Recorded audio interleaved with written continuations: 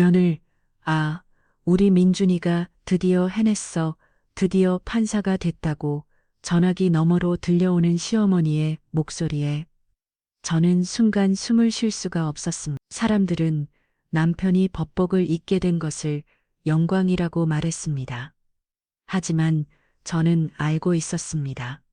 그 옷은 영광의 상징이 아니라 자신의 추악함을 가리기 위한 가장 완벽한 갑옷이라는 것을 말이죠. 그리고 그 갑옷을 입는 순간 제 삶의 지옥문이 활짝 열리라는 것을요.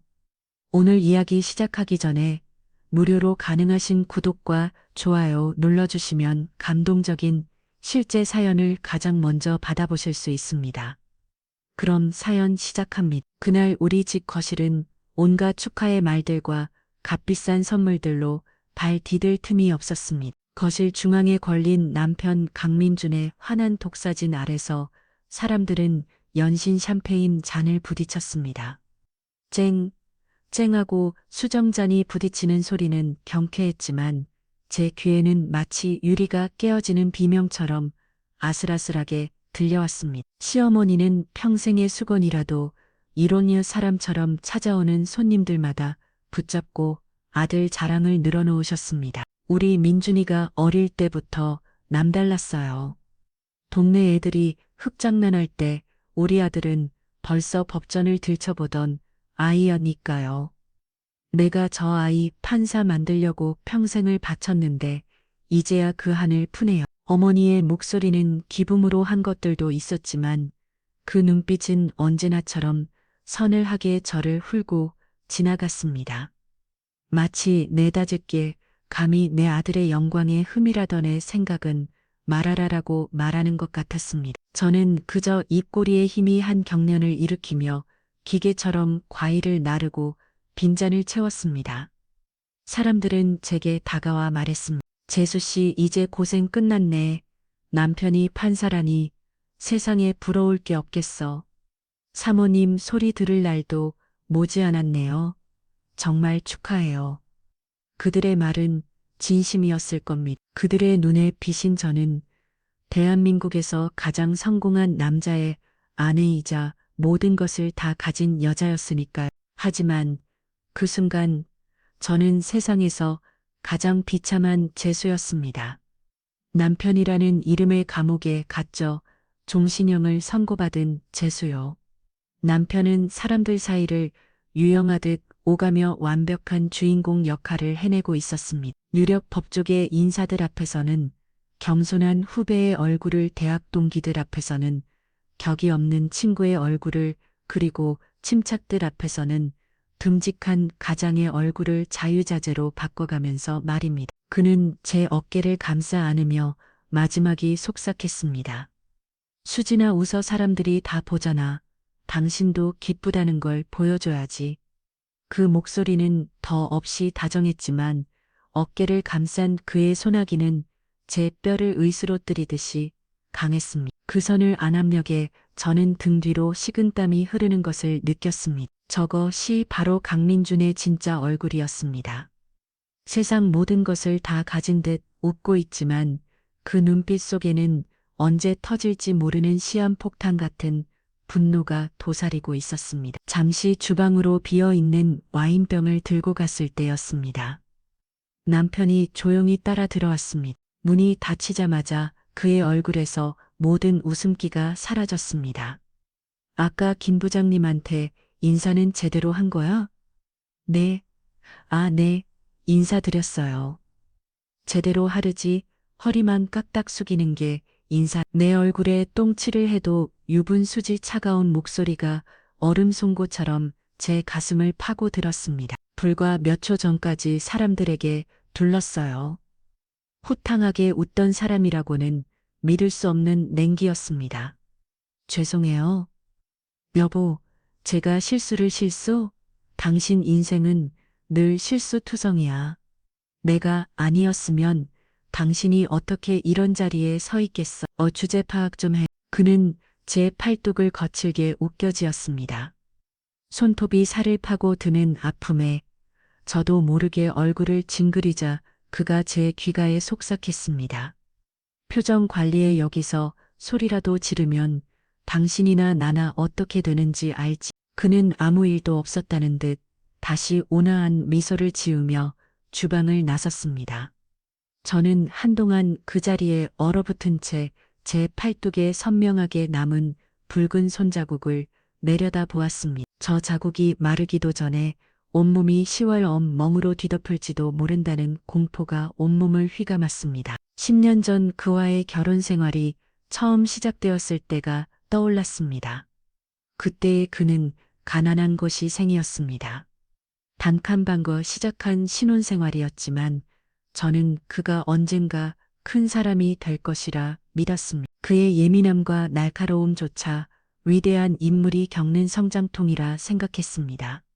시험에 낙방한 어느 겨울 바, 그는 술에 취해 들어와 밥상이 쉬웠다는 이유로 제게 처음 손을 댔습니다. 제 뺨을 때린 그의 손은 부들부들 떨리고 있었습니다. 그는 제 앞에 무릎을 꿇고 빌었습니다.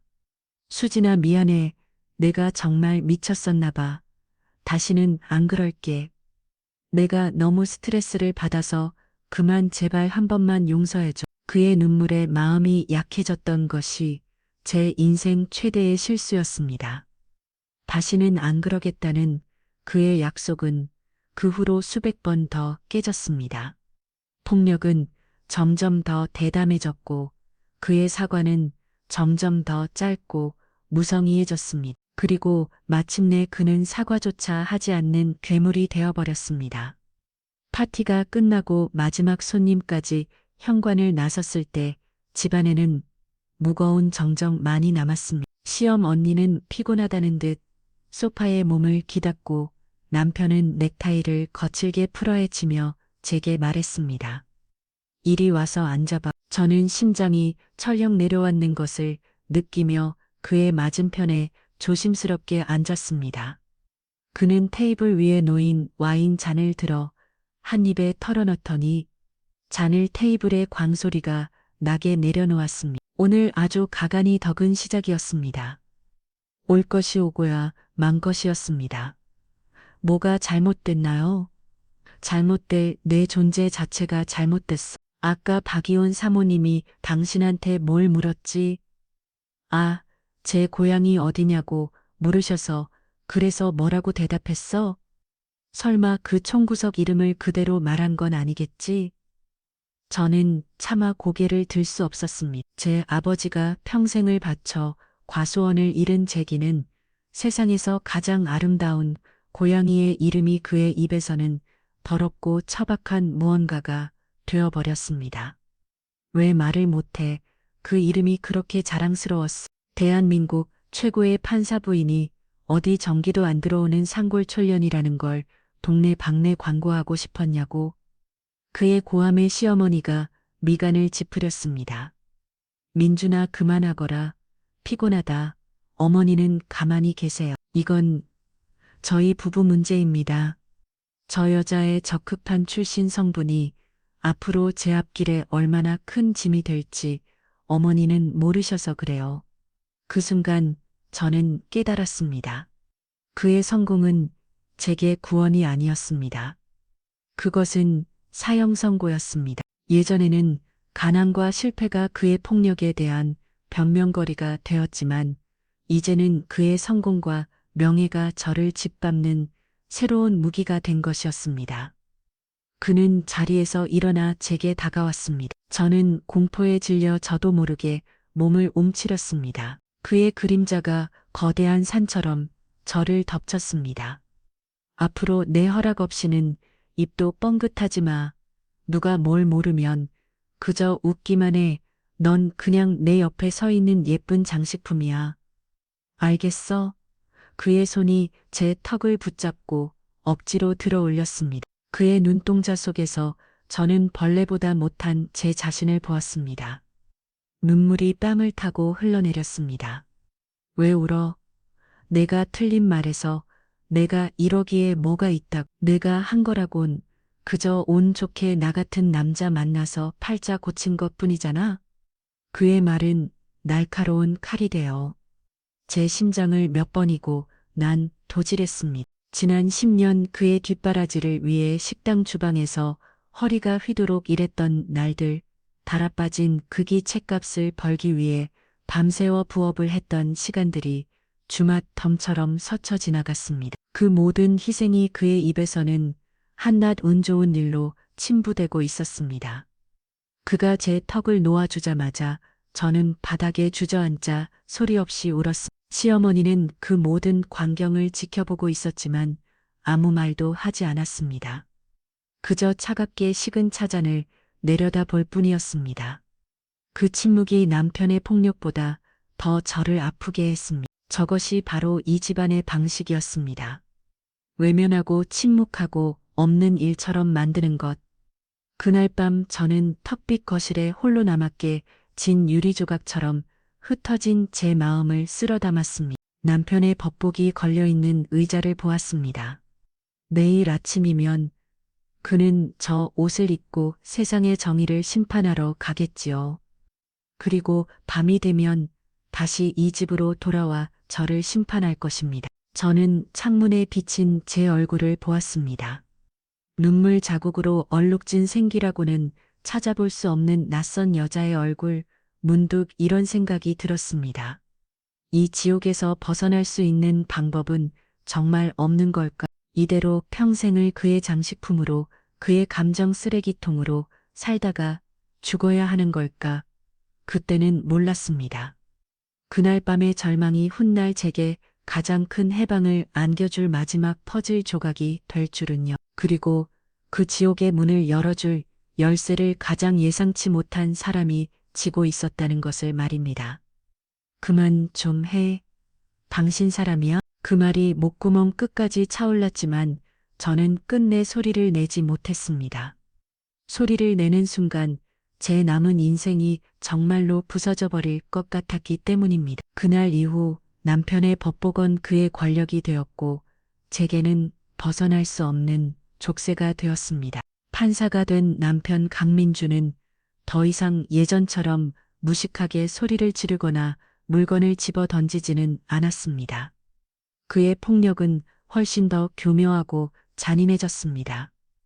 그는 이제 법을 아는 사람이었습니다. 어떻게 해야 사람을 완벽하게 고립시키고 증거 하나 남기지 않은 채 정신을 파괴할 수 있는지 너무나 잘 아는 전문가가 된 것입니다. 그는 제 모든 것을 통제하기 시작했습니다.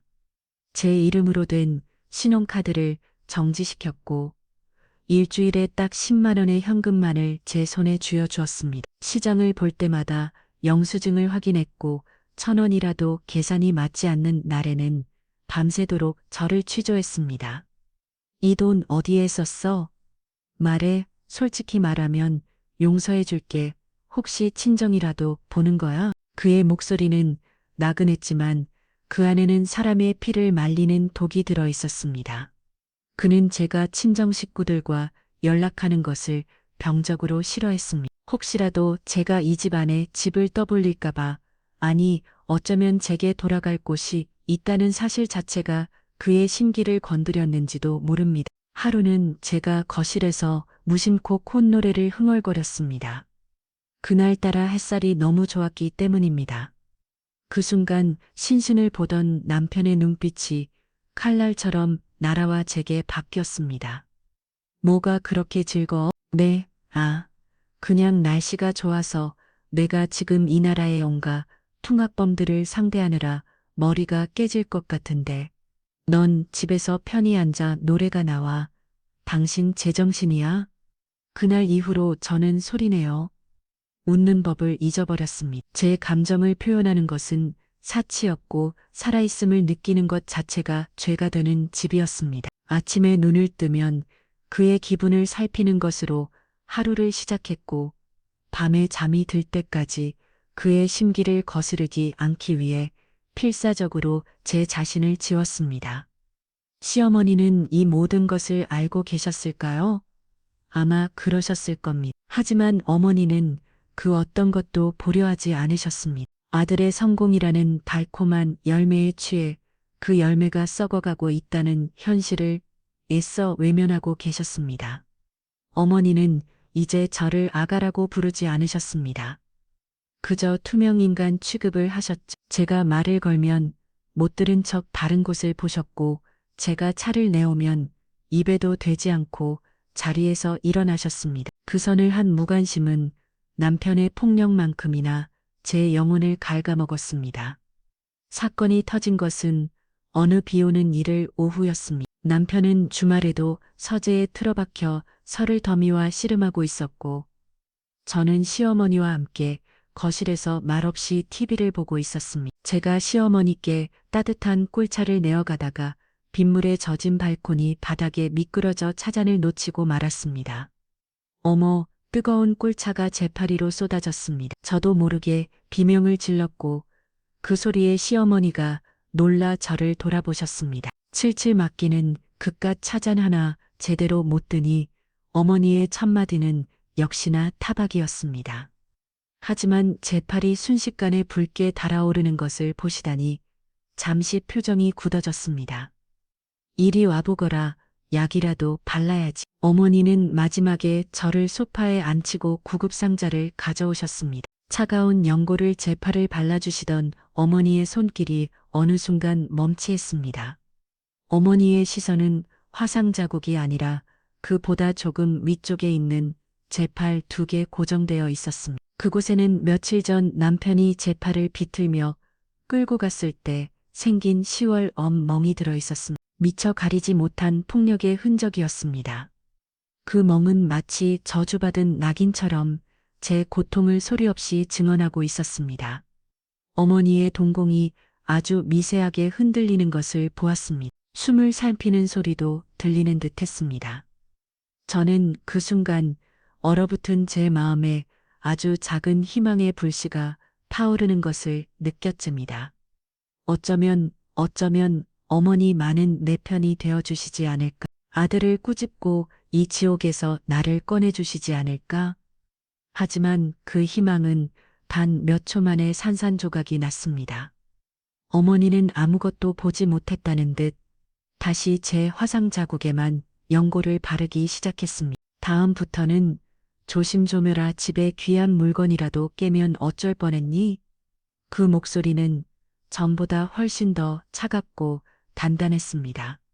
마치 제 팔에 멍자국을 그리고 그 안에 담긴 제 절기를 영원히 봉인해버리려는 듯이 말이지. 어머니는 연고를 다 바르자 마자 구급상자를 탁 소리나게 닫고는 아무 일도 없었다는 듯 다시 TV 앞으로 돌아가 앉으셨습니다. 저는 그 자리에 앉아 연고가 발린 팔보다 10%게 멍든 제 마음을 내려다보았습니다. 아팠습니다. 뜨거운 찬물에 댄 것보다 남편에게 맞은 것보다 시어머니의 그 침묵이 그 외면이 100배는 더 아팠습니다. 그것은 제게 내려진 마지막 사형선고와도 같았습니다. 이 집에서 내 편은 아무도 없다. 그러니 조용히 죽은 듯이 살아라. 그날 밤 저는 잠든 남편의 얼굴을 가만히 내려다보았습니다. 세상 모르고 잠든 그의 얼굴은 천사와도 같았습니다. 하지만 저는 알고 있었습니다. 저 가면 뒤에 숨어있는 악마의 모습을요. 저는 조용히 일어나 제 방으로 갔습니다. 그리고는 장롱 깊숙한 곳에 숨겨두었던 작은 상자를 꺼냈습니다. 그 안에는 낡은 통장 하나와 친정 어머니가 시집 올 때 몰래 지어주셨던 작은 금반지가 들어 있었습니다. 이것이 제 전 재산이었습니다. 남편 몰래 식당 일을 도우며 조금씩 모았던 도. 언젠가 아주 만약에 정말로 죽을 것 같은 순간이 오면 이걸 들고 도망치리라 다짐하며 모아온 돈이었습니다. 통장을 펼쳐보았습니다. 고작해야 300만 원 남짓. 이 돈으로 무엇을 할 수 있을까? 이 거대한 지옥을 빠져나가기에는 너무나도 초라한 액수였습니다. 저는 금반지를 손에 꼭 쥐었습니다. 어머니의 따뜻한 온기가 느껴지는 것 같았습니다. 수지나 힘들면 언제든 돌아와야 한다. 시집 오던 날 눈물을 삼키며 말씀하시던 어머니의 목소리가 귀가에 맴돌았습니다. 하지만 저는 돌아갈 수 없었습니다. 제 선택이 틀리지 않았다는 것을, 제가 행복하게 잘 살고 있다는 것을 보여드리고 싶었습니다. 이런 비참한 모습으로 돌아가 부모님 가슴에 대못을 박을 수는 없었습니다. 상자를 다시 제자리에 넣으며 저는 아주 작은 결심을 했습니다. 도망칠 수 없다면, 이 자리에서 버텨야만 한다면 이대로 순순히 죽어줄 수는 없다고요. 아주 작은 것이라도 나를 지키기 위한 무언가를 해야만 한다고. 다음 날 아침이었습니다. 저는 평소보다 조금 더 정성스럽게 아침상을 차렸습니다. 남편이 가장 좋아하는 갈치구이와 된장찌개였습니다. 오늘 아침은 신경 좀 썼네. 남편이 의외라는 듯 말했습니다. 저는 아무 말 없이 밥그릇을 내려놓았습니다. 그리고 제 밥그릇에는 밥을 반 공기만 담았습니다. 왜 그것밖에 안 먹어? 다이어트라도 해? 아니요, 입맛이 없어서요. 그것은 제 작은 반항이었습니다. 당신의 폭력에 굴복하지 않겠다는, 내 영혼까지 당신에게 내어주지는 않겠다는 소리 없는 아우성이었습니다. 남편은 제 의도를 알 리 없었습니다. 그저 혀를 차며 식사를 시작할 뿐이었습니다. 하지만 시어머니는 달랐습니다. 제 밥그릇과 제 얼굴을 번갈아 보던 어머니의 눈빛이 아주 잠깐 아주 희미하게 흔들리는 것을 저는 놓치지 않았습니다. 그 눈빛의 의미가 무엇이었을까요? 아직은 알 수 없었습니다. 하지만 한 가지는 분명했습니다. 완벽하게 닫혀 있다고 밀었던 그 벽에 아주 작은 균열이 생기기 시작했다는 것을. 저희 집 거실에는 30년 된 자개장이 하나 있습니다. 어머님께서 시집 오실 때 해오신 것이라며 당신의 역사이자 이 집안의 뿌리라고 늘 말씀하시던 가구였습니다. 그날 아침 저는 그 자개장 표면에 아주 가늘다란 금이 하나 생긴 것을 발견했습니다. 어젯밤에는 분명 없었던 균열이었습니다. 그 금을 가만히 들여다보고 있자니 꼭 위태롭게 버티고 있는 제 인생 같다는 생각이 들었습니다. 그날 이후 아주 미묘한 변화가 시작되었습니다. 제 작은 반항은 계속 밥을 밥만 먹고 소리내어 웃지 않고 꼭 필요한 말이 아니면 입을 닫았습니다. 그것은 제가 할 수 있는 유일한 투쟁이었습니다. 남편은 제 그런 변화를 전혀 눈치채지 못했습니다. 그의 눈에 저는 여전히 숨쉬는 가구 제자리에 놓여 있기만 하면 되는 장식품일 뿐이었으니까요. 하지만 시어머니는 달랐습니다. 어머니의 시선이 제게 머무는 시간이 조금씩 길어지고 있다는 것을 느낄 수 있었습니다. 예전처럼 저를 대놓고 무시하거나 쌀쌀맞게 대하지는 않으셨지만 그 대신 그림자처럼 제 모든 것을 관찰하기 시작하셨습니다. 제가 설거지를 할 때 등 뒤에서 느껴지는 선을 한 시선, 제가 무심코 한숨을 내쉴 이때 신문을 넘기다 멈치 타던 어머니의 손길, 그 모든 것이 제게는 보이지 않는 압박이었습니다. 어머니는 마치 탐정이라도 된 사람처럼 이 집안의 모든 것을 의심의 눈초리로 살피기 시작했습니다. 특히 아들을 향한 시선이 달라졌습니다. 예전에는 그저 자랑스럽고 대견한 눈으로만 바라보셨다면 이제는 그 안에 날카로운 칼날 같은 무언가가 숨어 있었습니다. 민준아, 어제는 몇 시에 들어왔니? 너 요즘 안색이 안 좋다. 혹시 무슨 일 있는 게냐? 어머니의 질문은 지극히 평범한 안부 인사였지만 그 안에는 아들의 일거수일투족을 파악하려는 집요함이 느껴졌습니다. 남편은 그런 어머니의 변화를 그저 노파심이려니 하고 가볍게 넘겼지만 저는 알 수 있었습니다. 어머니가 무언가를 찾고 있다는 것을 지난번 제 팔의 멍자국을 본 이후로 어머니의 마음속에 자리 잡은 의심의 씨앗이 조금씩 싹을 틔우고 있다는 것을요. 그러던 어느 날 오후 남편이 법원에 간 사이 어머니께서 제게 말씀하셨습니다. 민준이 서재 오늘 먼지라도 좀 털어야겠다. 내가 좀 도와주려.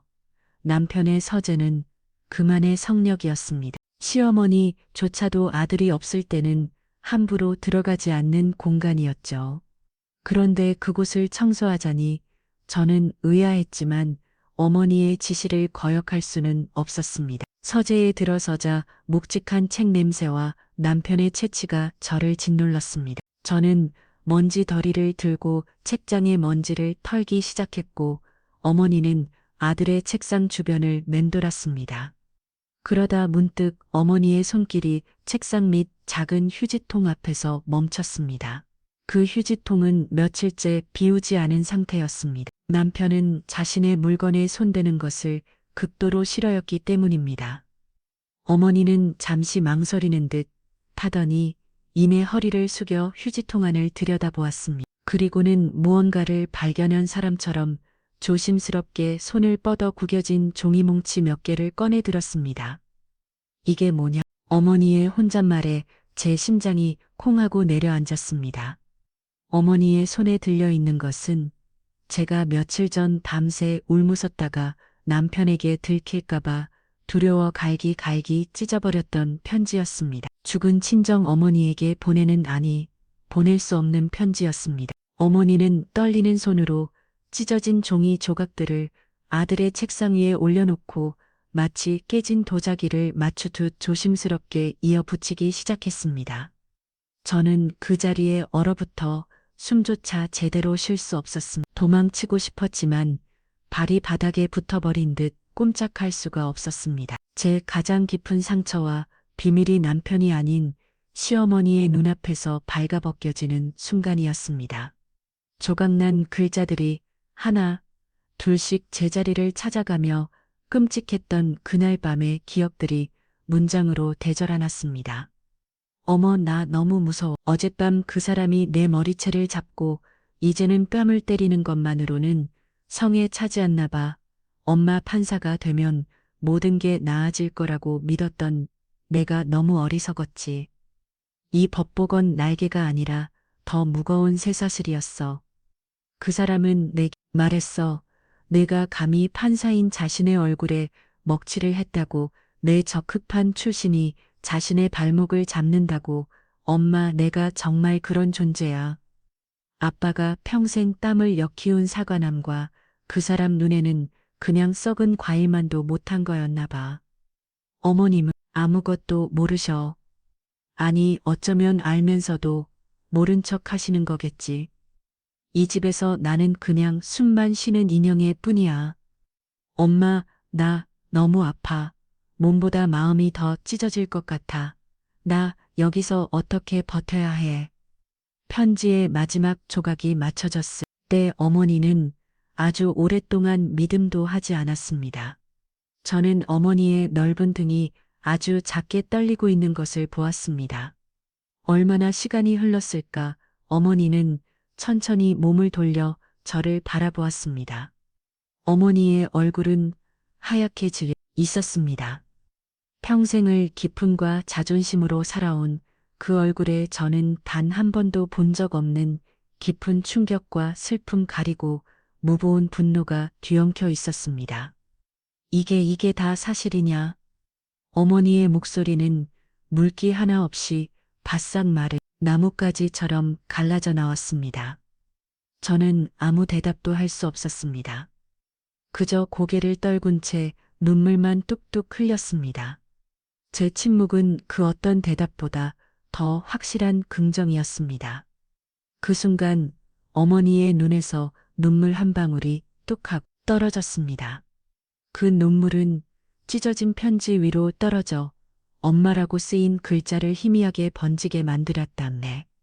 어머니는 비틀거리며 의자에 주저앉았습니다. 그리고는 두 손으로 얼굴을 감쌌습니다. 내 아들이 짐승이었구나. 내가 내 손으로 괴물을 키웠어. 어머니의 어깨가 가늘게 들썩였습니다. 그것은 통곡이 아니었습니다. 자신의 이닝 전체가 부정당하는 순간에 터져나오는 깊은 회한과 자책의 흔을감이었습니다. 아들의 성공을 위해 평생을 바쳤던 그 모든 세월이 결국은 면을 위해 지옥을 만드는데 일주했다는 끔찍한 진실을 마주한 한 여인의 절기였습니다. 저는 어머니에게 다가가 무어라 위로의 말을 건네야 할지 알 수 없었습니다. 한참을 흐느끼던 어머니는 이내의 손으로 눈물을 닦아내고 자리에서 일어났습니다. 다시 제 앞에서는 어머니의 얼굴에서는 모든 감정이 사라져 있었습니다. 그 자리에는 얼음장처럼 차갑고 단단한 결심만이 남아 있었습니다. 오늘 본 것은 것으로 하거라. 네, 이 편지는 내가 처리할 테니 너는 아무것도 모르는 척해 알겠느냐? 어머니는 찢어진 편지 조각들을 한 손에 그라모와 당신의 옷구름 깊숙이 숨겼습니다. 그리고는 제게 단호하게 말했습니다. 지금부터 내가 하는 말을 잘 들어라. 이것은 너와 나, 우리 둘만의 비밀이다. 민준이 앞에서는 틱만큼도 내색해서는 안 된다. 평소처럼, 아니 평소보다 더 순정적인 안으로 행동해. 내 지시가 있을 때까지 너는 그저 죽은 듯이 기다리기만 하면 된다. 어머니의 눈빛은 서늘했지만 그 안에는 이전에는 볼 수 없었던 강한 힘이 담겨 있었습니다. 그것은 더 이상 저를 향한 외면의 눈빛이 아니었습니다. 그것은 거대한 적을 앞에 둔 장수의 눈빛이었고 제게는 유일한 구원의 도마줄처럼 느껴졌습니다. 저는 영문도 모른 채 그저 고개를 끄덕일 수밖에 없었습니다. 그날 이후 어머니는 다시 예전의 냉정한 시어머니로 돌아왔습니다. 아니, 전보다 더 차갑고 매서워졌습니다. 하지만 저는 더 이상 그 차가움이 두렵지 않았습니다. 이제 저는 알고 있었습니다. 저 얼음 같은 가면 뒤 아들의 죄를 직접 단죄하고 면유를 구하기 위해 칼을 갈고 있는 한 여인의 뜨거운 분노가 숨겨져 있다는 것을요. 완벽하게 닫혀 있다고 믿었던 벽은 이제 완전히 허물어졌습니다. 그리고 그 폐허 속에서 우리는 아주 위험한 공범이 되었습니다. 그날 이후 저는 세상에서 가장 외로운 스파이가 되었습니다. 적진의 한복판에서 유일한 아군인 시어머니의 이밀 지령을 기다리는 스파이. 어머니와 저는 눈빛조차 마주치지 않았지만 보이지 않는 끈으로 연결되어 있었습니다. 우리는 침묵 속에서 서로의 존재를 확인했고 다가올 폭풍을 예감하며 숨을 죽였습니다. 어머니의 연극은 그로부터 며칠 뒤 아주 사소한 일에서부터 시작되었습니다. 제가 아침 식사를 준비하고 있을 때였습니다. 평소처럼 된장찌개를 끓이고 있었는데 등 뒤에서 어머니의 날카로운 목소리가 날아와 꽂혔습니다. 찌개에서 탄내가 나는구나. 네, 아닌데요. 어머니 지금 막 아니긴 뭐가 아니야. 내 코가 틀렸다는 말이냐. 어쩐지 아침부터 머리가 아프다 했더니 온 집안의 음식 탄내를 피워대고 있었구나. 어머니는 제 손에서 국자를 빼앗아 들고는 찌개를 싱크대에 전부 쏟아부어 버렸습니다. 찰랑거리 던 찌개가 배숙으로 빨려 들어가는 것을 보며 저 아무 말도 할 수 없었습니다. 멀쩡한 음식이었습니다. 하지만 저는 어머니의 눈빛에서 읽었습니다. 시작이다. 그날 아침 식탁에는 무거운 침묵이 흘렀습니다. 남편은 찌개 없이 밥을 먹는 것이 불만이었지만 제게 화를 내는 대신 어머니의 눈치를 살폈습니다. 어머니 무슨 일 있으셨어요? 아침부터 표정이 안 좋으시네요. 내가 내 집에서 표정 관리까지 해야 하니 밥이나 먹으라. 어머니는 제게는 눈길 한 번 주지 않은 채 아들에게 퉁명스럽 쏟아붙였습니다. 그 모습에 남편은 오히려 제게 화살을 돌렸습니다. 당신 아침부터 어머니 심기를 왜 건드려? 제대로 하는 게 하나도 없어. 정말 저는 그저 고개를 숙인 채 밥을 깨작거렸습니다. 억울했지만 이곳이 어머니 계획이라는 것을 알기에 입을 다물었습니다. 제 침묵이 어머니에게는 최고의 무기가 되어줄 터였습니다. 어머니의 악행은 날이 갈수록 대담하고 노골적으로 변해갔습니다. 제가 거실 청소를 하면 손가락으로 먼지를 훑어내 보이며 일부러 남편 앞에서 면박을 주셨습니다. 이게 청소를 한 거니 먼지가 그대로 있지 않니? 판사 사모라는 애가 어쩜 이렇게 게으르고 손끝이 야무지지 못할까? 내가 너희 집에 와서 식모살이를 해야겠구나. 제가 남편 와이셔츠를 다리면 다리미를 빼앗아 들고 소리를 질렀습니다. 이것 봐라, 민준아, 내 아내가 다리노시다. 주름이 하나도 안 펴졌어. 이러고 법원에 출근하면 동료 판사들이 속으로 뭐라고 하겠니? 아내 잘못 들였다고 욕하지 않겠어. 남편은 처음에는 어리둥절했습니다. 평생 제게는 관심도 없으시던 어머니가 갑자기 사사건건 트집을 잡는 것이 이상했을 겁니다. 하지만 어머니의 비난이 모두 저의 부족함과 결점을 향하자 남편의 표정은 점차 고소함과 만족감으로 물들어갔습니다. 그는 마치 든든한 지원군이라도 얻은 장수처럼 의기양양해졌습니다. 저 봐요. 어머머, 제가 뭘 했어요. 저 여자 제가 아니면 아무것도 아닌 사람이에요.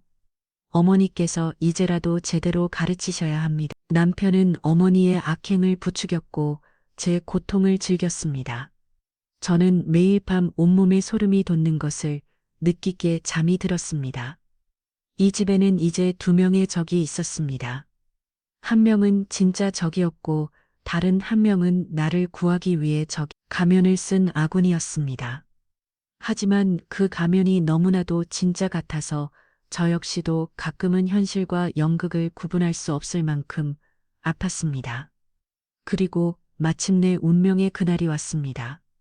어머니는 며칠 전부터 집안이 떠들썩하게 부산에 떨었습니다. 남편의 판사 임명을 축하하고 그동안 신세진 친척들에게 식사 대접을 해야 한다는 것이 이유였습니다. 저는 며칠 밤 낮으로 잠도 못 자고 음식을 준비했습니다. 이것이 어머니가 계획한 마지막 무대라는 것을 직감했기 때문입니다.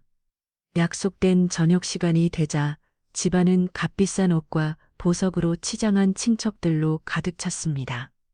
그들은 모두 남편의 성공의 숟가락이라도 얹으려는 사람들처럼 온갖 아참과 칭찬을 늘어놓았습니다. 아이고, 민준이 집안의 자랑이야. 자랑 형님, 정말 아들 하나는 잘 키우셨습니다. 이제 평생 호강만 하시겠어요. 어머니는 만족스러운 미소를 지으며 그들의 인사를 받았고 남편은 세상을 다 가진 왕처럼 그 중심에 앉아 있었습니다. 그저 부엌과 거실을 오가며 시중을 드는 한여일 뿐이었습니다. 모든 음식이 나가고 분위기가 무릎이 것을 때였습니다. 어머니는 와인잔을 들어 올리며 모두의 주목을 끌었습니다. 다들 조용히 좀 해주세요. 오늘 이 자리를 빌려 제가 여러분께 드릴 말씀이 있습니다. 순간 시끄럽던 거실에 찬물을 끼워진 듯 정적이 흘렀습니다. 저는 심장이 바닥으로 곤두박질 치는 것을 느꼈습니다. 올 것이 왔구나. 어머니는 자리에 앉은 모두를 천천히 둘러보았습니다. 그리고 마지막으로 제게 그 선을 한 시선을 고정했습니다. 오늘 이 자리는 우리 민준이의 판사 임명을 축하하는 자리이기도 하지만 사실은 제 며느를 박수진과 우리 집안의 인연을 정리하는 자리이기도 합니다. 네, 형님, 그게 무슨 말씀이세요? 숙모님의 놀란 목소리를 시작으로 거실은 순식간에 옹성거림으로 가득 찼습니다. 남편조차도 예상치 못한 정계의 얼굴이 하얗게 굳어 있었습니다. 어머니, 지금 무슨 말씀을 조용히 해라. 민준아, 이건 내 문제가 아니라 이 집안 전체의 문제다. 어머니는 아들의 말을 단호하게 자르고 다시 제게로 시선을 돌렸습니다. 그 눈빛은 한 점의 동정심도 없는 냉혹한 심판관의 눈빛이었습니다. 제가 이 아이를 며느리로 들인 지 어원시 되어갑니다. 그동안 부족한 며느리라도 내 아들이 좋다고 하니 참고 또 참았습니다. 하지만 더는 안 되겠습니다. 어머니는 잠시 말을 끊고 제 심장을 꿰뚫듯 말을 이었습니다.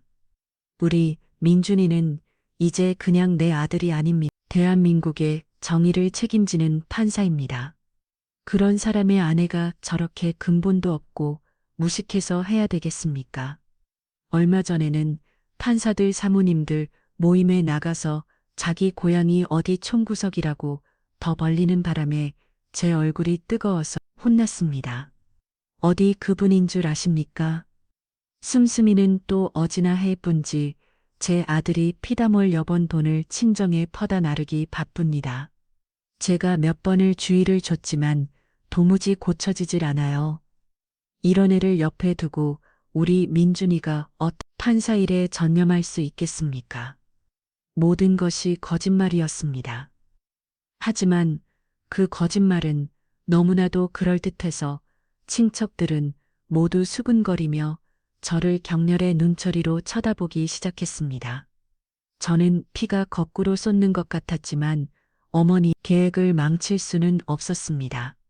저는 그저 세상에서 가장 억울하고 비참한 여자의 얼굴을 한 채 바들바들 떨며 눈물만 흐렸습니다. 그래서 결심했습니다. 더 늦기 전에 이 인연을 끊어내야겠습니다. 박수진, 너와 내 아들은 오늘부로 이혼이다. 어머니의 마지막 선언은 거실에 울려 퍼지는 사형 선고와도 같았습니다.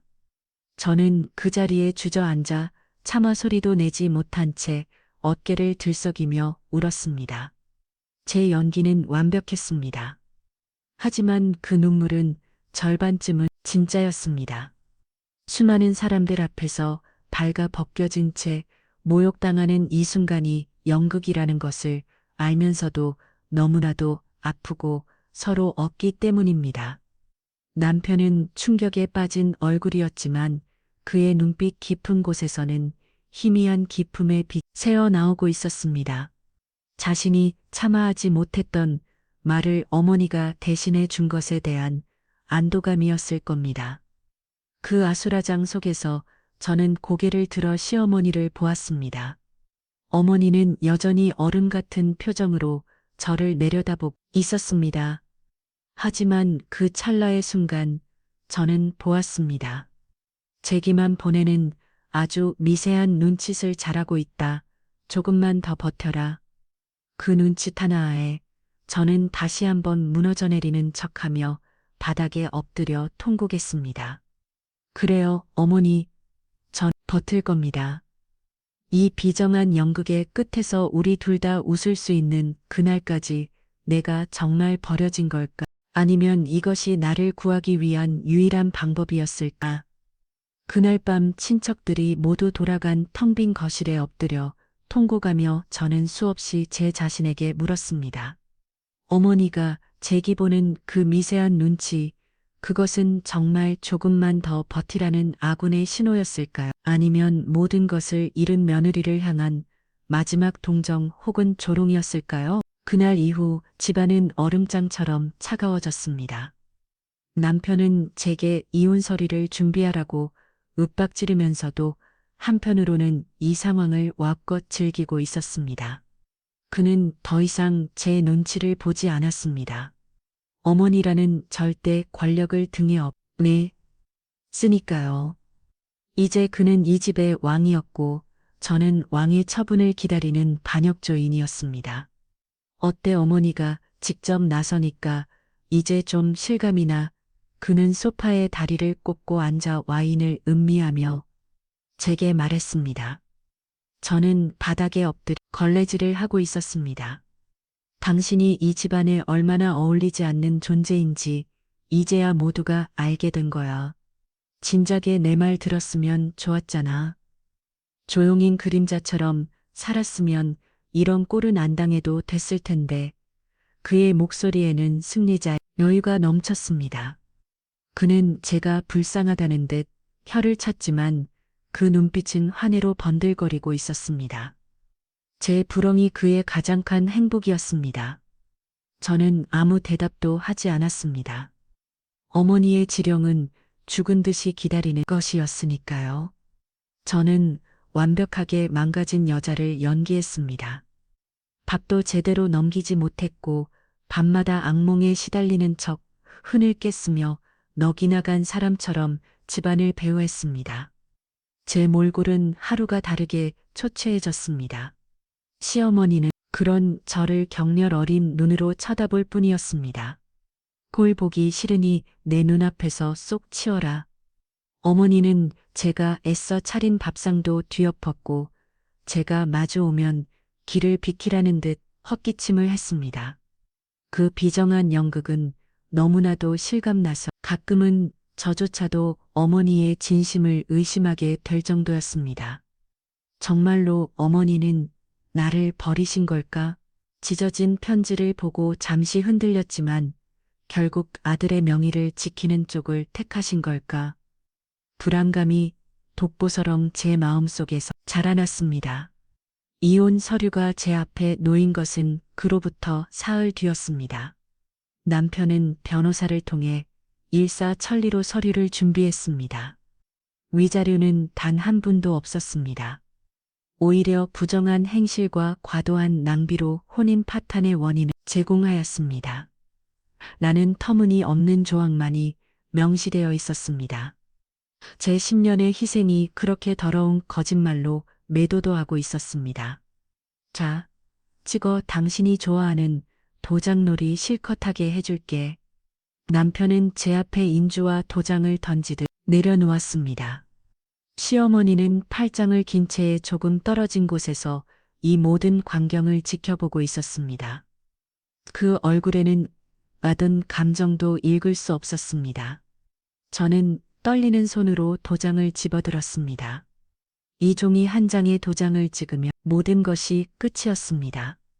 강민준의 아내라는 굴레, 판사 사모님이라는 허울 좋은 이름, 그리고 지난 10년간의 지옥 같은 세월 모든 것이 사라지는 것이 눈물이 핑 돌았습니다. 억울하고 분해서가 아니었습니다. 드디어 끝낼 수 있다는 안도감 때문이었습니다. 도장을 든 채 저는 아주 잠시 눈을 감았습니다. 지난 세월이 파노라마처럼 머릿속을 스쳐 지나갔습니다. 처음 그의 손에 뺨을 맞았던 그 겨울밤 다시는 안 그러겠다며 눈물 용서를 빌던 그의 얼굴, 그리고 그 약속이 수백 번 더 깨지던 수많은 밤들, 10번 이렇게 멍든 팔을 긴 소매로 가려야 했던 여름 그의 구두를 닦으며 언젠가 이 구도가 나를 좋은 곳으로 데려다 줄 거라 믿었던 어리석였던 날, 그리고 마지막으로 떠오른 것은 며칠 전 친척들 앞에서 저를 향해 이혼을 선언하던 어머니의 얼음 같던 덜굴이었습니다. 그리고 그 속에서 보았대의 아주 미세한 눈치 버텨라 그래요. 이것은 끝이 아니었습니다.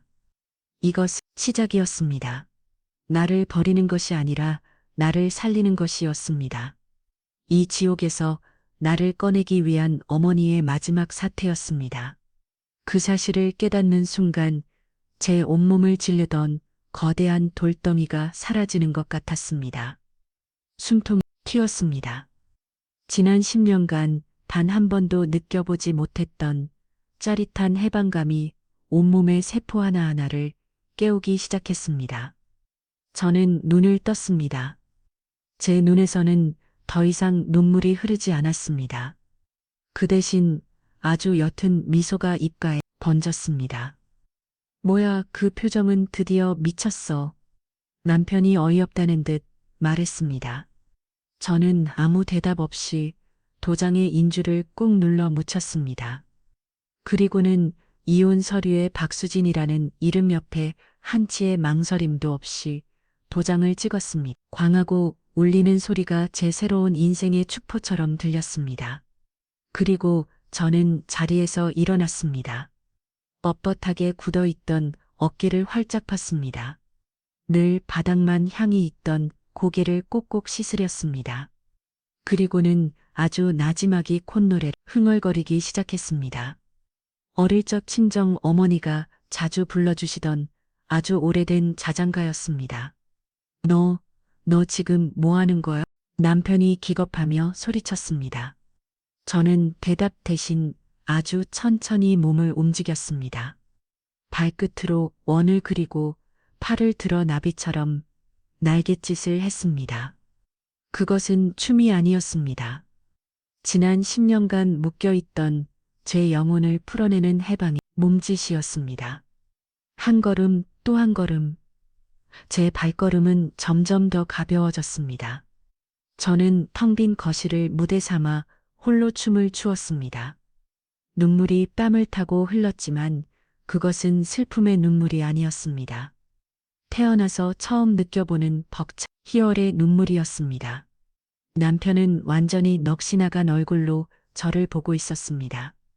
그가 알던 박수진은 이런 사람이 아니었습니다.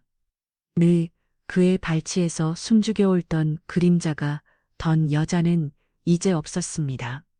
그의 눈앞에는 자신의 의지로 웃고 울고 춤을 추는 낯선 여자가 서 있었습니다. 당신 정말 미쳤구나. 그래 잘 됐어. 미친 여자랑은 더 이상 못 살지. 당장 이 집에서 나가. 그의 고함 소리가 제기는 아름다운 배경음악처럼 들렸습니다. 저는 춤을 멈추고 그를 똑바로 바라보았습니다. 그리고는 제 인생에서 가장 환한 미소를 지어 보였습니다. 고마워요. 여보, 많이 강민준 씨, 당신 덕분에 내가 다시 태어났어요. 저는 뒤도 돌아보지 않고 현관으로 향했습니다. 제 등 뒤로 남편의 경악, 분노가 뒤섞인 숨소리가 들려왔습니다. 그리고 그 모든 것을 지켜보던 시어머니 어머니는 여전히 아무 표정 없이 서섰지만 저는 보았습니다. 팔짱을 낀 그 손이 미세하게 떨리고 있었다는 것을, 그리고 그 눈빛 깊은 곳에서 아주 희미한 안도감 같은 것이 스쳐 지나가는 것을. 그는 저를 내쫓았다고 생각했겠지요. 하지만 그는 몰랐습니다.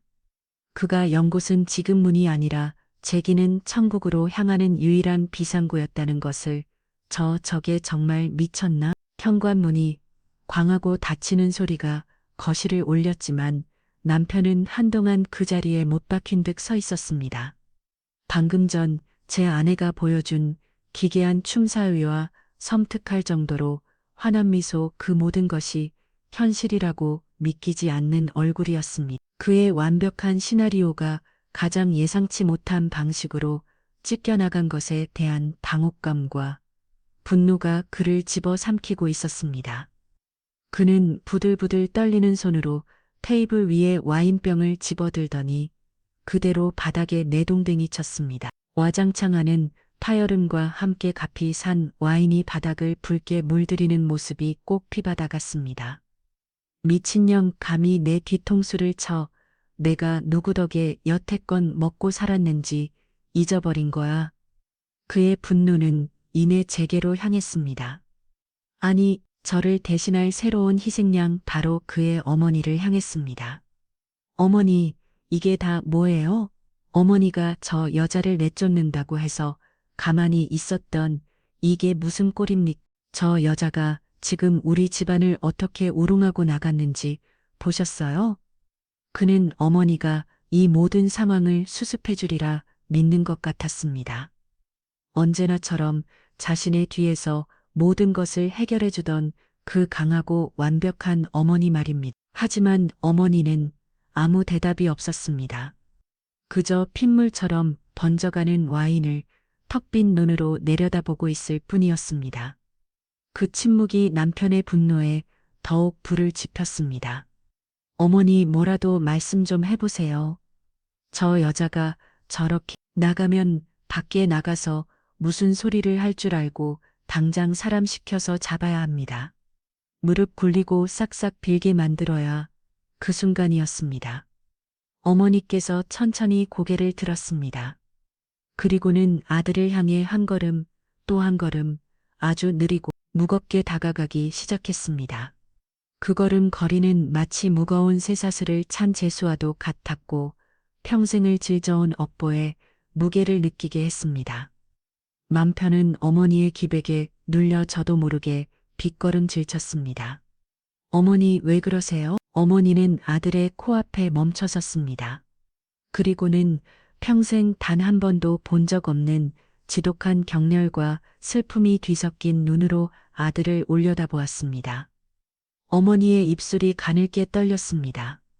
민준아, 내 어머니, 내가 너를 어떻게 키웠는데. 어머니의 목소리는 물에 젖은 솜처럼 무겁게 가라앉아 있었습니다.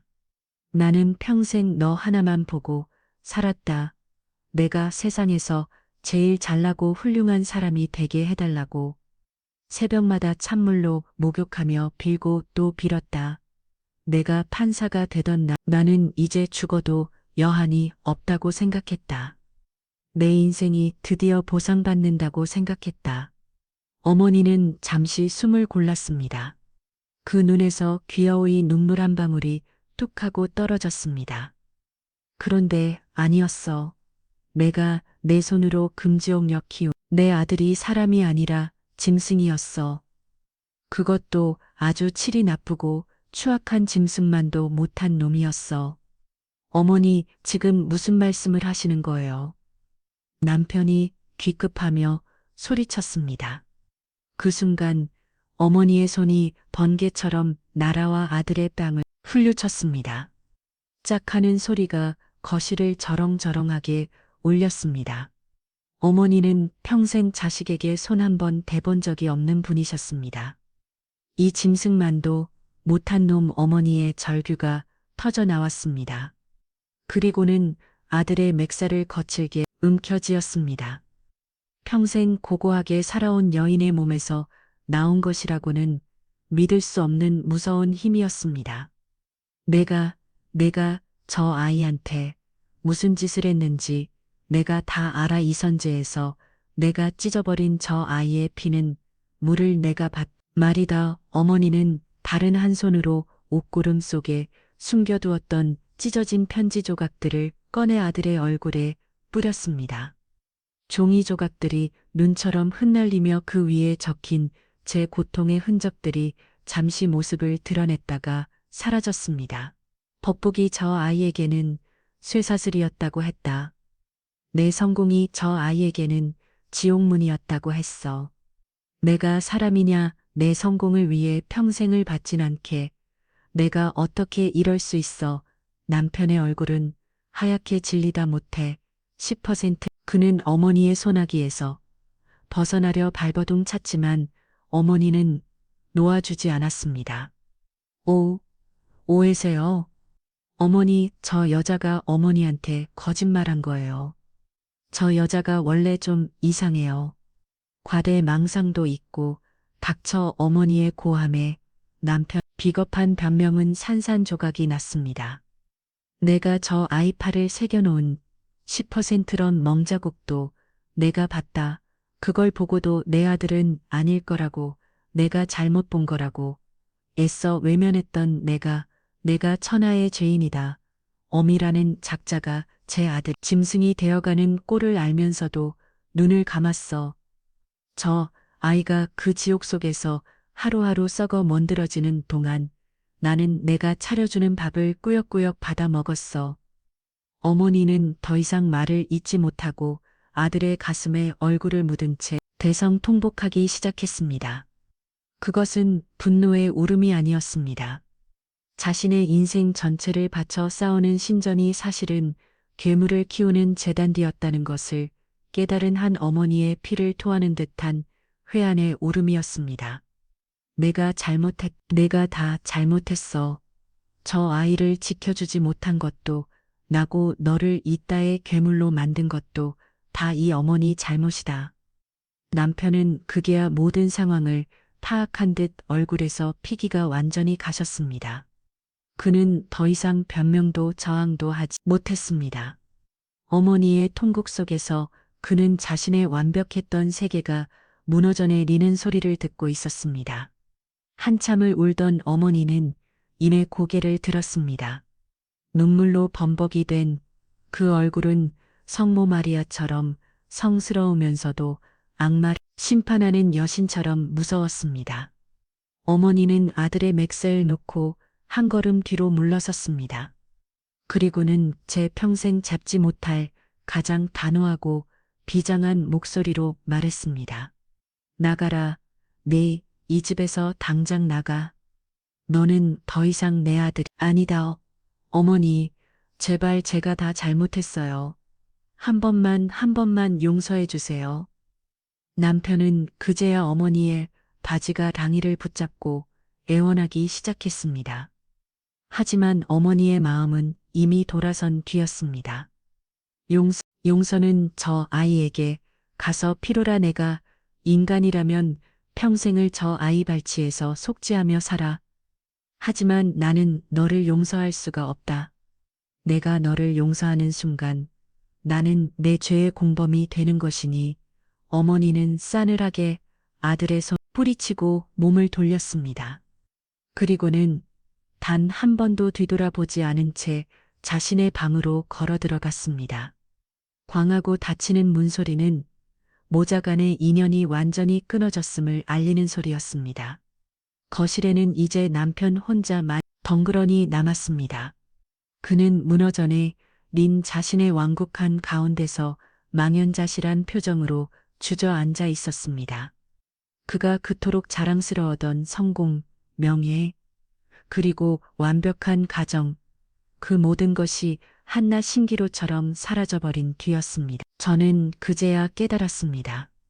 어머니의 진짜 계획은 저를 이 집에서 내보내는 것이 아니었다는 것을, 진짜 심판의 대상은 자신의 아들이었다는 것을, 어머니는 아들의 가장 빛나는 성공의 순간에 가장 잔인한 방식으로 그의 모든 것을 빼앗아 버린 것이었습니다. 그것이 바로 아들을 짐승으로 키운 어미가 내릴 수 있는 가장 끔찍하고도 가장 위대한 심판이었습니다. 그 집을 나온 후 저는 오랫동안 잊고 있던 냄새를 다시 맡을 수 있었습니다. 능득한 지하실 냄새가 아니라 햇볕에 바싹 마른 홀립을 해서 나는 뽀송뽀송한 냄새, 값비싼 방향제 향이 아니라 갓 지은 밥에서 피어오르는 구수한 냄새, 그리고 제 자신의 땀 냄새. 저는 비로소 제가 살아있다는 것을, 제 삶에도 향기 있다는 것을 깨달았습니다. 저는 서울 변두리에 작은 옥탑방을 얻었습니다.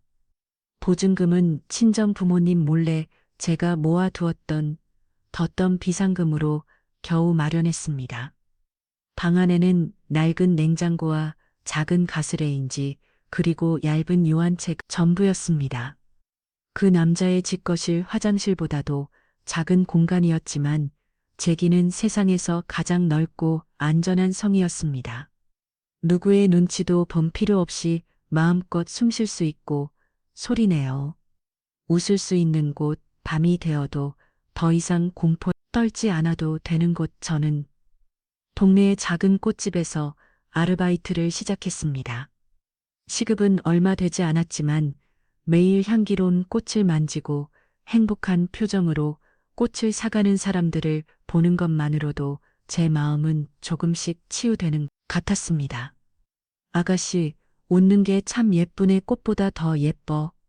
꽃집 주인 할머니는 주름진 손으로 제 손을 꼭 잡아주시며 말씀하셨습니다. 그 따뜻한 온기에 저는 울컥 눈물이 쏟아질 뻔했습니다. 지난 10년간 제게 예쁘다고 말해준 사람은 아무도 없었습니다. 저는 그저 쓸모있는 존재이거나 쓸모없는 존재일 뿐이었습니다. 그렇게 저는 아주 천천히 세상 밖으로 나오는 법을 배우고 있었습니다. 혼자 버스를 타고 낯선 곳으로 여행을 가보기도 하고 도서관에 앉아 하루 종일 책을 읽기도 했습니다. 그땐 남편이 그토록 경내던 제 고향에도 다녀왔습니다. 늘 크신 아버지는 제 이혼 소식에 가슴을 치며 오셨지만 이내 야윤 제 손을 잡고 말씀하셨습니다. 잘했다, 내 딸, 이지라 벗어났으니 정말 잘했다. 아버지의 과수원에서 탐스럽게 익은 사과를 한 입 베어보는 순간 저는 비로소 제가 잃어버렸던 제 자신의 맛을 되찾은 기분이었습니다. 하지만 행복은 늘 짧고 상처는 길었습니다. 지옥 같던 그 집에서 벗어났지만 제 몸과 마음에는 지워지지 않는 낙인이 새겨져 있었습니다. 어느 날 저녁 퇴근길 버스 안에서였습니다. 한 남자가 술에 취해 안으로 보이는 여자에게 고함을 치고 있었습니다. 당신이 뭘 잘했다고 큰 소리야. 고함 소리를 듣는 순간 제 심장이 돌처럼 굳어버렸습니다. 숨이 쉬어지지 않았습니다. 눈앞이 카침카침해지고 온몸이 사시나무처럼 떨려왔습니다. 제 귀가에는 벗어난 남자의 목소리가 아니라 강민준의 목소리가 울려 퍼지고 있었습니다. 내 존재 자체가 잘못됐어. 저는 비명을 지르며 버서에서 뛰어내렸습니다. 한참을 길바닥에 주저앉아 숨을 헐떡했습니다.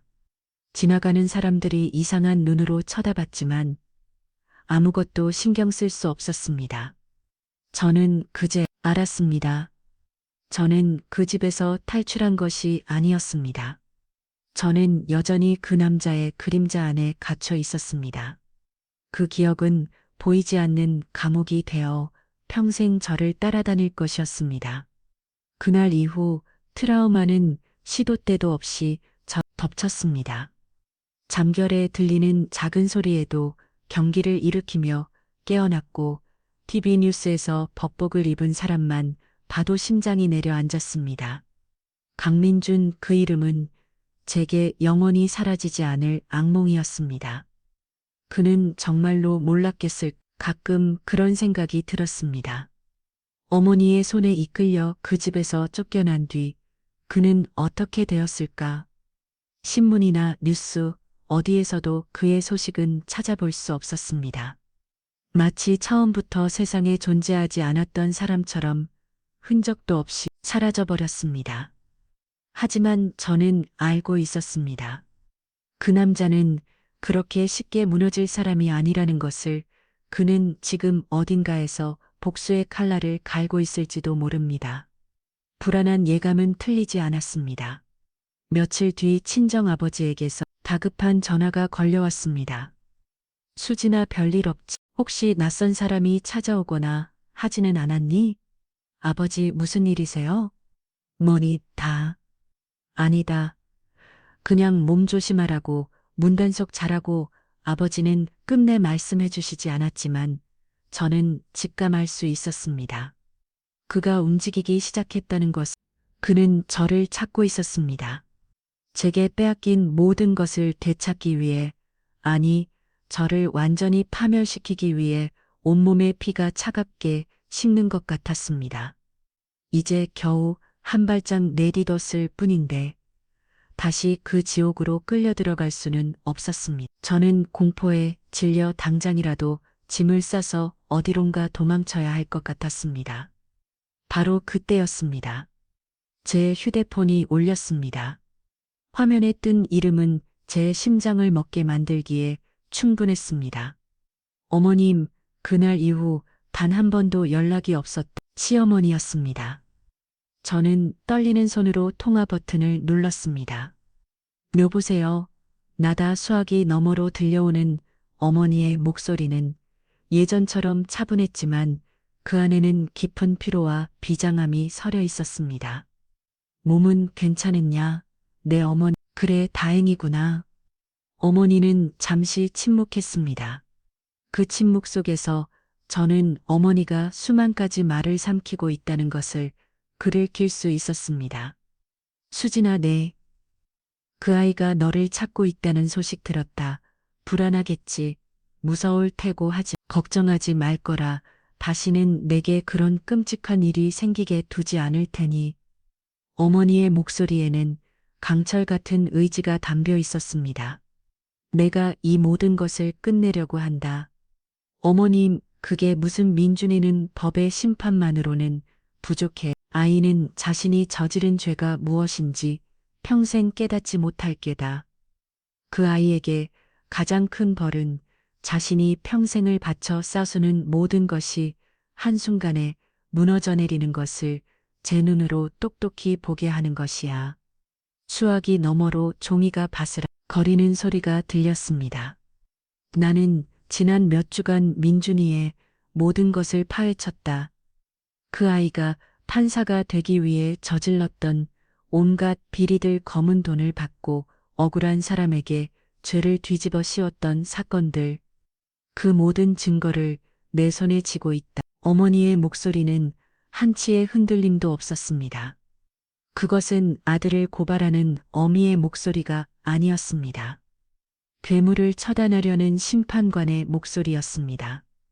내일 아침 나는 이 모든 것을 들고 얼른 살을 찾아갈 것이다. 내 이름으로 내 얼굴을 걸고 내 아들의 죄를 세상에 고발할 것이다. 그것이 내가 너에게 그리고 내 자신에게 할 수 있는 유일한 속죄다. 어머님 안 던데요. 그러시면 어머님도 나는 괜찮다.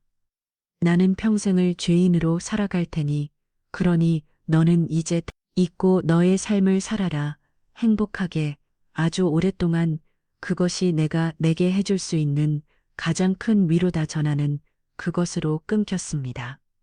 저는 한동던 휴대폰을 손에 쥔 채 멍하니 서 있었습니다. 창밖을 보니 동이 트기 시작하는지 하늘 희미하게 밝아오고 있었습니다. 곧 아주 긴 밤이 끝나고 새로운 아침이 올 것이었습니다. 그 아침은 누군가에게는 심판의 시작이 될 것이고 또 다른 누군가에게는 진정한 구원의 시작이 될 것이었습니다. 어머니와의 통화가 끝난 뒤 저는 뜬 눈으로 밤을 지새웠습니다. 창밖의 어둠은 끈질겼지만 저는 알고 있었습니다. 저 어둠의 가장 깊은 곳에서부터 아주 찬란한 아침이 시작되고 있다는 것을 제 인생을 송두리째에 집어 삼켰던 그 길고 긴 밤이 드디어 끝나가고 있었습니다. 아침 9시 정각 저는 작은 옥탑방의 낡은 텔레비전 앞에 앉아 있었습니다. 모든 방송사의 아침 뉴스가 약속이라도 한 듯 똑같은 속보를 내보내기 시작했습니다. 화면에는 제가 아는 그 어떤 모습보다 단정하고 결연한 표정의 시어머니가 앉아 있었습니다. 수십 개의 마이크와 카메라 플래시셀 속에서도 어머니는 한치의 흔들림도 없었습니다.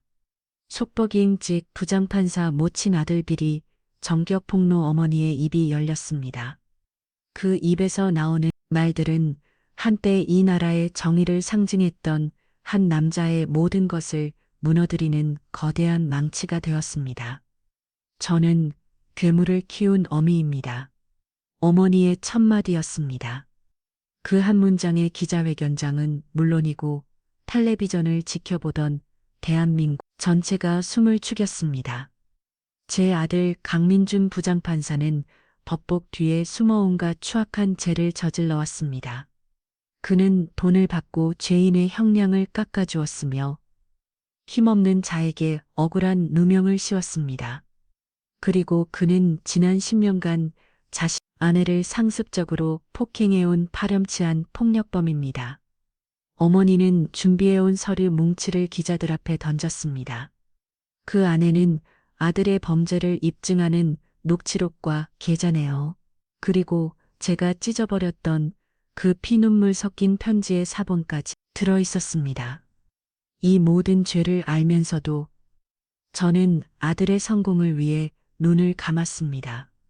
제 침묵이, 제 외면이 제 며느리를 지옥으로 밀어넣고 제 아들을 더 큰 괴물로 만들었습니다. 이 모든 죄를 시작은 바로 저 어미인 저에 있습니다. 법의 심판 이전에 저부터 이 자리에서 국민 여러분의 심판을 받겠습니다. 어머니는 자리에서 일어나 카메라를 향해 깊이 아주 깊이 허리를 숙였습니다. 그 숙여진 등 위로 수천 개의 카메라 플래시가 무자비하게 터져내렸습니다. 저는 차마 그 모습을 끝까지 지켜볼 수 없어 두 손으로 얼굴을 감싼 채 오열했습니다. 저것은 한 사람의 인생죄를 건 가장 처절하고도 가장 위대한 속죄였습니다. 세상은 발칵 뒤집혔습니다. 어머니의 위대한 고발이라는 제목의 기사들이 인터넷을 도배했고 사람들은 경악과 분노를 쏟아냈습니다. 강민준이라는 이름은 하루아침에 연민국에서 가장 추악한 이름이 되었습니다. 그는 곧바로 모든 직위에서 해제되었고 검찰의 조사를 받기 위해 포토라인에 섰습니다. 텔레비전 화면 속 그의 모습은 제가 알던 그 의기양양하던 남자가 아니었습니다. 하룻밤 사이에 폭삭 늙어버린 영혼이 빠져나간 껍데기뿐인 한 남자가 고개를 숙인 채어 있었습니다. 기자들의 질문 세례에도 그는 아무 말도 하지 못했습니다. 그가 평생을 바쳐 쌓아오는 명예 성공, 자존심 그 모든 것이 한 줌의 재가 되어 흩어지는 순간이었습니다. 그는 법의 심판 이전에 이미 온 세상의 심판을 받은 뒤였습니다. 모든 것이 폭풍처럼 지나간 며칠 뒤 해저력이었습니다. 누군가 제 옥탑방의 낡은 철문을 조심스럽게 두드렸습니다. 문을 열자 그곳에는 아주 작고 늙은한 여인이 서 있었습니다. 며칠 사이에 머리카락이 하얗게 새어버린 시어머니였습니다. 어머니는 아무 말 없이 제 앞에 털서 무릎을 꿇었습니다. 어머님, 이러지 마세요. 일어나세요. 제가 기급하며 어머니를 부축하려 했지만 어머니는 제 손을 밀어내고 고개를 저었습니다. 수진아 아가, 어머니 목소리는 갈라져 나왔습니다. 내가 너에게 죽을지를 지었다. 내 아들이 내게 저지른 씻을 수 없는 죄도, 그걸 알면서도 모른 척했던 내 죄도, 내가 무슨 수로 다 갚을 수 있겠니? 이 못난 시어미를 용서하지 말아라. 평생 나 원망하고 저주하며 살아라오. 그것이 내가 받아야 할 벌이다. 어머니는 땅바닥에 이마를 내고 어린아이처럼 엉엉 소리내어 울기 시작했습니다. 그 울음소리에는 한평생을 지탱해온 자존심과 회한, 그리고 며느리를 향한 미안함이 뒤엉켜 있었습니다. 저는 더 이상 어머니를 말리지 않았습니다. 그저 어머니의 등이 잠잠해질 때까지 함께 격해 앉아 울었습니다. 우리의 눈물은 서로 달랐지만 같은 상처에서 흘러나온 것이었습니다. 한참을 어머니의 어깨를 감싸 안고 저는 조심스럽게 어머니를 일으켜 세웠습니다. 어머님, 이제 다 괜찮아요. 정말이에요. 제 말에 어머니는 눈물 젖은 얼굴로 저를 올려다보았습니다. 이제 우리 둘 다 자유로워졌잖아요. 그 순간 우리는 더 이상 시어머니와 며느리가 아니었습니다. 한 남자가 남긴 깊은 상처를 공유한 두 여자, 서로의 가장 큰 고통을 이해하는 유일한 동지였습니다. 우리는 서로를 부축하여 뒤좁은 제 옥탑방으로 들어졌습니다. 그날 밤 저희는 매 밤이 새도록 지난 세월을 이야기했습니다. 그리고 처음으로 서로를 보며 웃었습니다. 시간이 흘렀습니다. 강민주는 법의 심판을 받고 아주 오랫동안 세상과 격리되었습니다. 저는 시어머니의 도움으로 작은 꽃집을 열었습니다. 수진의 뜨락이라는 이름의 햇살이 잘 드는 가게였습니다. 어머니는 매일 제 가게에 나와 말없이 꽃에 물을 무르거나 시든 잎을 떼어주셨습니다. 우리는 예전처럼 많은 대화를 나누지는 않았지만 그저 곁에 있는 것만으로도 서로에게 가장 큰 위로가 되었습니다. 어느 맑은 가을날에 저는 어머니와 함께 아버지의 과수원을 찾았습니다. 빨갛게 익은 사과를 따서 어머니께 건네자 어머니는 주름진 손으로 사과를 받아들고는 한참을 말없이 바라보셨습니다. 예쁘구나. 어머니의 그 한마디에 저는 지난 모든 세월을 용서받는 기분이었습니다. 저는 가끔 생각합니다. 만약 시간을 되돌릴 수 있다면 저는 다른 선택을 했을까요? 아마 아닐 겁니다. 지옥 같던 시간이었지만 그 시간 있었기에 저는 비로소 제 자신의 소중함을 깨달았고 진정한 행복이 무엇인지 알게 되었으니까요. 상처 없는 인생은 없겠지요. 중요한 것은 그 상처를 어떻게 마주하고 그 위에 어떤 새로운 꽃을 피워내는가 하는 것일 겁니다. 오늘도 저는 제 작은 뚠락에서 꽃을 가꿉니다. 혹시 당신의 마음에도 아무도 아는 상처가 있나요?